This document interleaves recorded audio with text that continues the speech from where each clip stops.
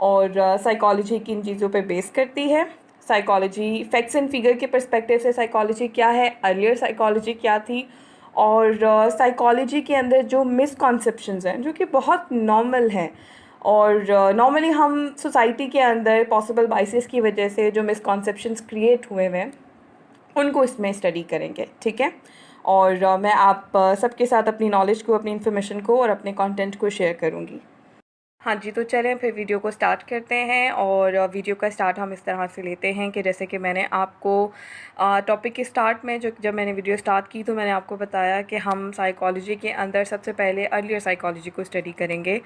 Earlier का मतलब है कि पहले जो साइकोलॉजी है उसको किस तरीके से, किस नज़रिए से देखा जाता था, ताकि आप समझ सकेंगे कि मिसकॉन्सेप्शंस क्यों क्रिएट हुए हुए हैं और पॉसिबल बाइसेस क्यों आते हैं, ठीक है। साइकोलॉजी जो है वो दो वर्ड से मिलकर बना है, जो कि दो हिस्सों में डिवाइड इस तरीके से हुआ है कि एक साइकी और एक लोगो, ठीक है। साइकी का मतलब जो है वो यहाँ पर, साइकी का मतलब है सोल और लोगो का मतलब है साइंस, ठीक है। इन दो वर्ड्स को आपस में कंबाइन करके साइकोलॉजी जो है वो डेफिनेशन मुकम्मल होती है। अर्लियर साइकोलॉजी जो है वो सोल के पर्सपेक्टिव से चीज़ों को देखती थी। सोल के पर्सपेक्टिव से किस तरह से देखती थी कि पहले जो इन अर्लियर जनरल लोग होते थे, ये इनका बिलीफ था, ये मानते थे कि जो बिहेवियर होता है ना, ह्यूमन बिहेवियर जो होता है वो बेसिकली सोल की वजह से हो रहा होता है। यानी अगर सोल अच्छी है तो बिहेवियर अच्छा होगा, अगर सोल बुरी है तो बिहेवियर बुरा होगा, इनका मानना ये था। और पहले जो कॉन्सेप्ट था साइकोलॉजी से रिलेटेड वो ये था कि रूह से रिलेटेड, जैसे कि हम मुस्लिम रिलीजन या मुस्लिम कम्युनिटी से जो लोग बिलोंग करते हैं वो बहुत बेहतर तरीके से समझ सकते हैं कि रूह वर्ड को, तो रूह से कनेक्टेड था। और अगर हिंदू पर्सपेक्टिव से देखा जाए तो हिंदू कम्युनिटी या हिंदू ट्रेडिशन के अंदर जो है वो इसको जो है वो आत्मा की सेंस के अंदर देखा जाता है। तो उनका बिलीव था कि जो इंसान, जो साइकोलॉजी है वो इन सब चीज़ों के अंदर, इन सब चीज़ों के ऊपर बेस करती है।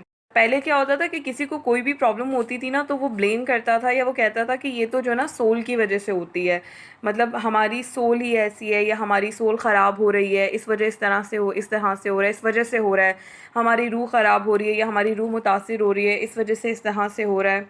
तो ये जो है वो अर्लियर साइकोलॉजी का कॉन्सेप्ट है, ठीक है। लेकिन साइकोलॉजी वर्ड जो है वो टर्मिनोलॉजी सोल से ही ड्राइव किया गया है, ठीक है, इसी से ही बना है। बाद में क्या हुआ कि इसके ऊपर स्टडी की गई, ठीक है, एडवांस स्टडी हुई, इस पे साइंटिफिक रिसर्च हुई। जब साइंटिस्ट ने वो किसी पॉइंट पे पहुंचे तो उन्होंने एक न्यू डेफिनेशन एक्सप्लोर की, न्यू डेफिनेशन बनी। और जो न्यू डेफिनेशन बनी तो उसमें से जो वर्ड सोल था उसको रिमूव कर दिया गया या रिप्लेस कर दिया गया, जस्ट बिकॉज के जो सोल वर्ड है वो जो है वो साइंटिफिक नहीं है, ठीक है। तो साइकी का मतलब सोल ही है, लेकिन जो साइंटिफिक वर्ड है मतलब वो जो है वो सोल नहीं है, इसलिए जो है वो सोल को रिमूव कर दिया गया, न्यू डेफिनेशन एक्सप्लोर की। और जो न्यू डेफिनेशन एक्सप्लोर हुई वो मैं आपको नेक्स्ट स्लाइड में शो करूँगी, जिसके अंदर मैं आपको अब न्यू डेफिनेशन से समझाऊंगी कि अब नाउ साइकोलॉजी क्या है और हम क्या पढ़ते हैं और अब हम क्या पढ़ने जा रहे हैं। चलें जी, अर्लियर साइकोलॉजी का जो टॉपिक है वो कवर हो गया। आई होप कि आप सबको समझ में आ गया होगा, और अगर किसी को समझ में नहीं आया अर्लियर साइकोलॉजी तो मुझे कमेंट करके बता सकता है। मैं मज़ीद कोशिश करूँगी अच्छे से अच्छे तरीके से एक्सप्लेन कर सकूँ आपको, ताकि आप लोगों के कॉन्सेप्ट क्लियर हो सकें।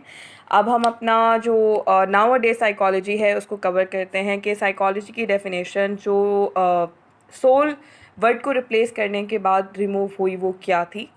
वो ये है कि साइकोलॉजी जो है वो एक साइंटिफिक स्टडी है बिहेवियर और मेंटल प्रोसेस की, ठीक है। इसमें यहाँ पर आप वाज़ेह तौर पे देख सकते हैं कि मैं तीन चीज़ों के बारे में बात कर रही हूँ, scientific study, behaviour and mental process, ठीक है।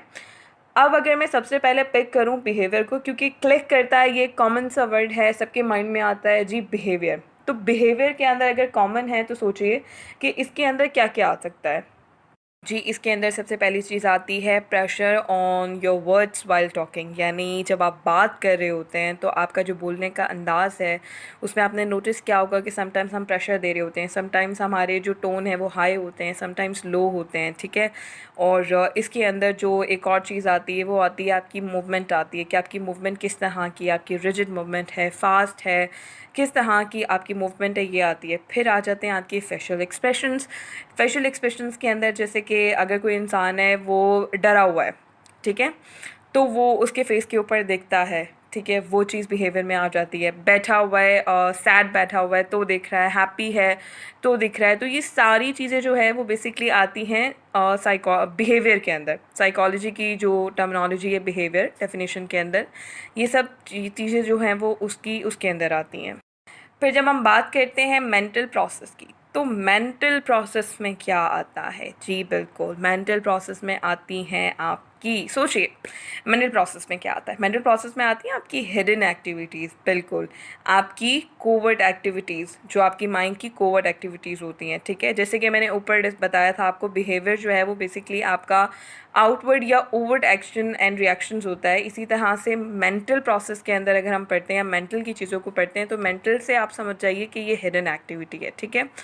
और क्योंकि covert activity and hidden activity, अब इसके अंदर मैं आपको थोड़ा सा अगर एक्सप्लेन करूँ तो मैं चाहूँगी कि मैं आपको जो है वो जो एग्ज़ाम्पल है उसके ज़रिए मैं चाहूँगी कि आपको समझाऊँ, ताकि आपको बहुत बेहतर तरीके से मेंटल प्रोसेस समझ में आए।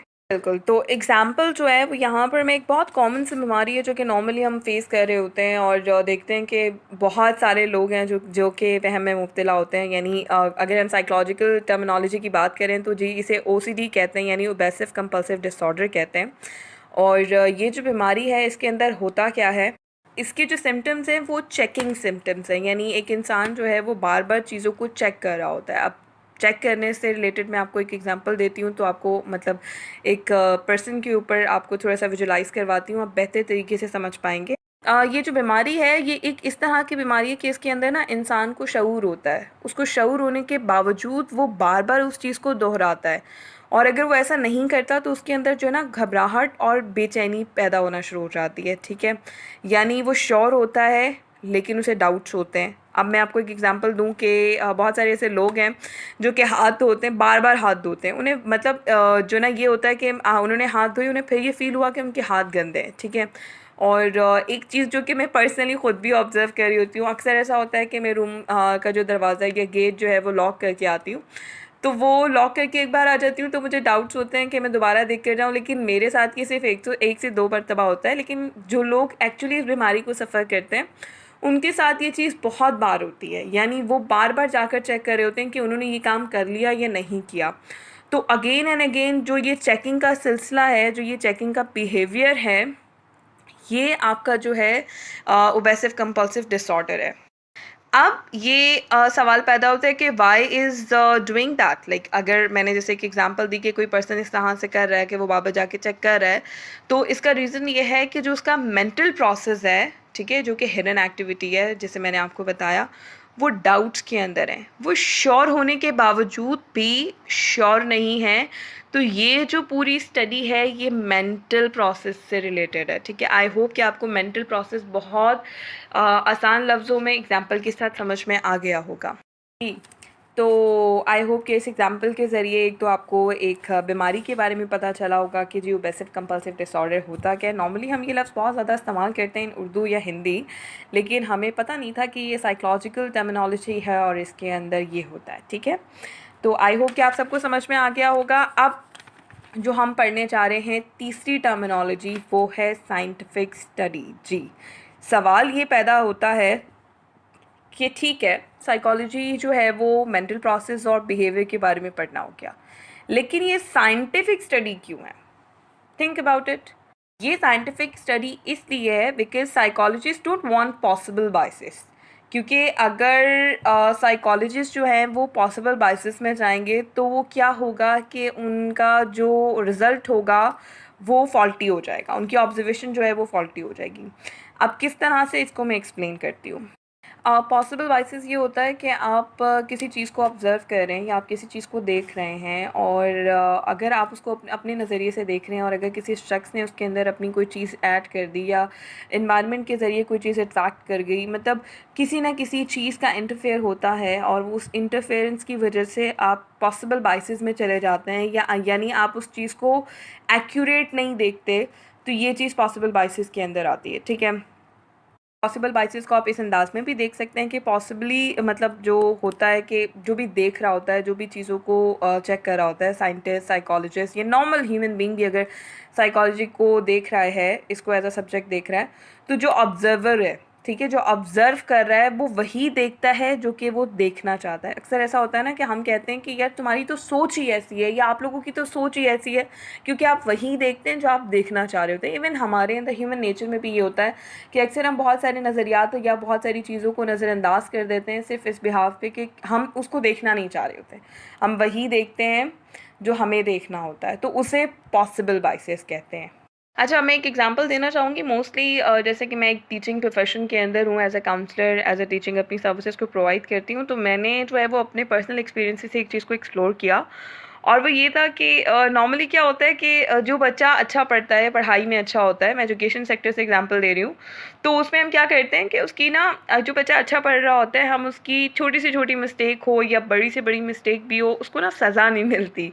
वो बच्चा जो है वो उसकी चीज़ों को इग्नोर कर दिया जाता है। क्यों? क्योंकि वो पढ़ाई में अच्छा होता है। अगर हम कंपैरिजन में दूसरा बच्चा रखें जो कि पढ़ाई में अच्छा नहीं होता, अब क्योंकि वो पढ़ाई में अच्छा नहीं होता, टीचर का चहीता भी नहीं होता, यहाँ पॉसिबल वाइसेस की बात कर रही हूँ मैं, कि टीचर का चहीता भी नहीं होता, तो उसके अंदर क्या होता है कि उस बच्चे के बेचारे की छोटी छोटी मिस्टेक्स भी पकड़ी जा रही होती हैं। आप नॉर्मली, ये बहुत कॉमन जो है वो मैंने एग्जांपल दिए ताकि आप सबको रिलेट करके आप लोग समझ सकें।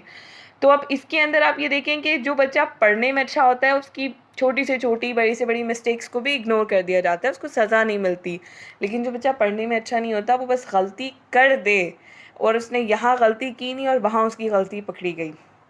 तो ये जो इसमें हुआ, इस दो दो मैंने आपको दी कंपैरिजन में आपको बताए दो बच्चे, इसके अंदर क्या हुआ कि इसके अंदर हम यही देख रहे हैं कि क्या आ रहा है, पॉसिबल बाइसेस। क्यों? क्योंकि टीचर वही देखना चाहता है, यानी जो हो रहा है टीचर उसके अंदर वो कर रहा है जो वो करना चाहता है। वो ये नहीं देख रहा कि नहीं, जो बच्चा गलती कर रहा है, चाहे वो अच्छा है चाहे बुरा है, गलती गलती है, सज़ा मिलनी चाहिए, वो इस चीज़ को नहीं देख रहा। अच्छा, अब अगर हम जो है वो साइकोलॉजी के पर्सपेक्टिव से चीज़ों को देखें या हम सिनेरियो को देखें, तो देखें हम पॉसिबल बाइसेस को ना इन्वॉल्व नहीं कर सकते, क्योंकि अगर हम पॉसिबल बाइसेस को इन्वॉल्व करेंगे ना, तो हमारी जो ऑब्जर्वेशन है ना वो गलत हो जाएगी, वो फॉल्टी हो जाएगी, ठीक है। पॉसिबिलिटी ऑफ मिस्टेक्स इसके अंदर जो है वो बढ़ जाएंगी, और जो हमारा कंक्लूजन निकलेगा, जो हम किसी मतलब पॉइंट पे पहुंचेंगे, वो डेफिनेटली उसके अंदर जो पॉसिबिलिटी ऑफ मिस्टेक्स है वो बड़ी भी होगी, वो गलत होगा। मतलब आप इसको इस सेंस में ले सकते हैं कि वो हमारे पास सही फॉर्म में हमें नहीं मिलेगी या हम उसको नहीं एक्सप्लोर कर पाएंगे। अब हमने पढ़ लिया पॉसिबल मतलब पॉसिबल बाइसेस के बारे में पढ़ा, और हमने ये भी पढ़ा कि हम पॉसिबल बाइसेस को जो है वो साइकोलॉजी में इन्वॉल्व नहीं कर सकते, क्योंकि पॉसिबिलिटी ऑफ मिस्टेक्स बढ़ जाएंगी, रिजल्ट जो है वो फॉल्टी होंगे, कंक्लूजन ठीक नहीं होगा। तो डेफिनेटली हम इस जो है वो पॉइंट पर पहुंचते हैं कि जो पॉसिबल बाइसेस है उसको हटाने के लिए जो हम अपनी रिसर्च करते हैं और हम अपनी साइंटिफिक मेथड पर जो चीज़ें अलाइन करते हैं, ये वो रीज़न है कि हमें जो है वो हमारी स्टडीज़ जो है वो साइंटिफिक होना ज़रूरी है, ठीक है। साइंटिफिक होंगी तभी हम उन चीज़ों को जो है वो प्रॉपर, जो हमारा रिज़ल्ट है वो फॉल्टी नहीं होगा, जो हमारा कंक्लूजन है वो फॉल्टी नहीं होगा, और पॉसिबल बाइसेस नहीं होगा, तो हम मिस्टेक्स भी नहीं करेंगे, ठीक है, चांसेस कम हो जाएंगे। यहाँ पर हमारी जो डेफिनेशन और हमारा कंप्लीट टॉपिक है वो ख़त्म होता है, और उम्मीद करती हूँ कि मैं आप लोगों को ये टॉपिक समझ में आया होगा।